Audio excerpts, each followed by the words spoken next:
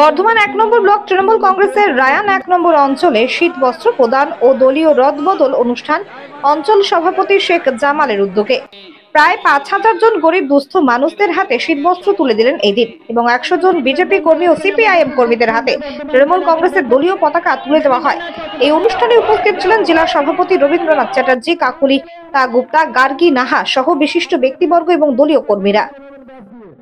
যার ফলে সকলে পাচ্ছেন, কিন্তু তিনি যখন টাকাটা দিয়েছেন একবারও বলেননি যে যারা বিজেপি করবে সিপিএম করবে সেই সমস্ত মানুষজন পাবে না। তিনি বাংলার মানুষকে সমান চোখে দেখে তিনি কিন্তু প্রত্যেকটি মানুষকে ঘর দিয়েছেন।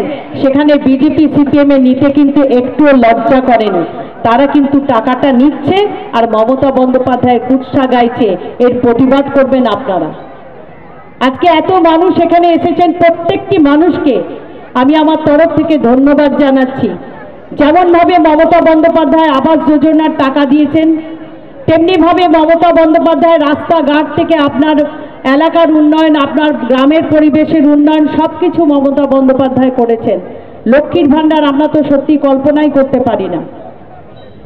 ১০০ দিনের কাজের টাকা যখন আপনারা পেলেন না সেটা নিয়েও পর্যন্ত আন্দোলন হয়েছে। সেই আন্দোলনে মমতা বন্দ্যোপাধ্যায় ১০০ দিনের কাজের টাকা দিয়েছেন, সেটাও দিল্লিতে আন্দোলন হয়েছে। তখন কি ধরনের হেনস্থা এমপিদের হতে হয়েছে, এমএলএদের হতে হয়েছে আমরা নিজের চোখে দেখে এসেছি। সেই ১০০ দিনের কাজের টাকা যখন মমতা বন্দ্যোপাধ্যায় দিলেন, সিপিএম বিজেপির জব কার্ডগুলো নিশ্চয়ই তিনি বাইরে রেখে তারপরে তৃণমূলের লোককে দেননি, তিনি কিন্তু সবাইকেই দিয়েছেন। অর্থাৎ তিনি বাংলার মানুষকে ভালো রাখার স্বপ্ন দুচোখে নিয়ে মুখ্যমন্ত্রী হয়েছিলেন। তিনি কিন্তু তার কথা রেখেছেন, বাংলার মানুষের প্রত্যেকটি পরিবারের সচ্ছলতা ফিরিয়ে দিয়ে তাদের উন্নয়ন তিনি করেছেন। কিন্তু সেখানে বিজেপি সিপিএম সভাপতি কাকুলি গুপ্তার উদ্যোগে এই এলাকার যুব সভাপতি, জেলা পরিষদের সহকারী সভাধিপতি, এই অঞ্চলের সভাপতি সহ আমাদের দলের নেতৃবৃন্দ যারা মঞ্চে উপস্থিত আছেন তাদের সবাইকে ধন্যবাদ জানাই। আপনাদেরও দীর্ঘক্ষণ ধরে আপনারা অপেক্ষা করে আছেন। আপনাদের সঙ্গে আসতে পেরে আমরা খুবই আনন্দিত।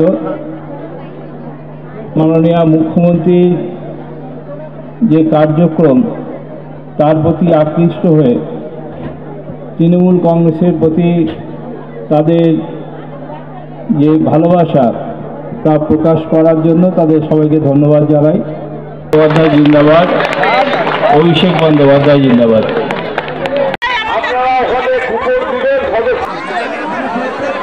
আমি দলের কাছে প্রমাণ দিয়েছি, একাধিকবার প্রমাণ দলের কাছে করেছি যে এই ভোটের লিডে থেকে শুরু করে ইলেকশন থেকে শুরু করে তৃণমূল কর্মীদেরকে 19-এর পাশে থাকা থেকে শুরু করে আমি সব দিক দিয়ে দলের পাশে থেকে দলকে লিড দিয়ে দেখিয়েছি। আগামী দিন 2026 সালে 20,000 ভোটের লিড দিয়ে দেখাবো, সেটাও আপনাদের সংবাদের সামনে বললাম। আমি আজকে কি কর্মসূচি হলো? আজকে কর্মসূচি নারী বেল্টে এই কটা বুথ 150 জন বিজেপি কর্মীকে আজকে যোগদান করালাম কাকুলি গুপ্তার হাত দিয়ে এবং জেলা সভাপতির হাত দিয়ে। আমি অঞ্চল সভাপতি থেকে ব্যবস্থাপনা করে জেলা সভাপতি এবং আমাদের ব্লক সভাপতির হাত ধরে তাদেরকে যোগদান করালাম। আগামী দিন একদম আপনাদেরকে একদম বিশ্বাস সহ করে বলতে পারি যে 20,000 ভোটে 2026 সালে আমি ওই বিজেপির ভাইদেরকে নিয়ে এবং তৃণমূলকে নিয়ে সবাইকে একসঙ্গে করে আজ থেকে তারা আর বিজেপি থাকলো না, আজ থেকে তারা তৃণমূল এবং আমাদের কাঁধে কাঁধ মিলিয়ে একসঙ্গে আমরা তৃণমূল কংগ্রেস করব আর দলকে বিপুল ভোটে জয়যুক্ত করব। এর আগের দুটো কর্মসূচি এই ব্লকে ওখানে হয়েছে, আপনাকে দেখা যায়নি।